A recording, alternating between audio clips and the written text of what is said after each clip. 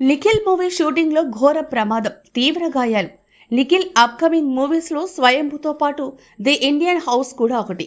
Bollywood senior నటుడు అనుపమ్ ఖేర్ ముఖ్య పాత్ర పోషిస్తున్నాడు. గ్లోబల్ స్టార్ రామ్ చరణ్, అభిషేక్ అగర్వాల్ నిఖిల్ కెరీర్లోని అత్యంత భారీ వ్యయంతో నిర్మిస్తూ ఉండగా రామ్ వంశీకృష్ణ దర్శకత్వం వహిస్తున్నాడు. ఈ మూవీ షూటింగ్ హైదరాబాద్ దగ్గరలోని శంషాబాద్ లో జరుగుతోంది. సముద్రానికి సంబంధించిన అట్మాస్ఫియర్ కోసం భారీ వాటర్ ట్యాంక్ ఏర్పాటు చేసి సన్నివేశాల్ని చిత్రీకరిస్తున్నారు. కానీ అనుకోకుండా వాటర్ ట్యాంక్ పగిలిపోయింది. దీంతో లొకేషన్ మొత్తం వరదతో నిండిపోయింది. ఈ ఘటనలో అసిస్టెంట్ కెమెరామెన్ కి తీవ్ర గాయాలయ్యాయి. ఇందుకు సంబంధించిన వీడియో ఇప్పుడు సోషల్ మీడియాలో వైరల్ గా మారింది.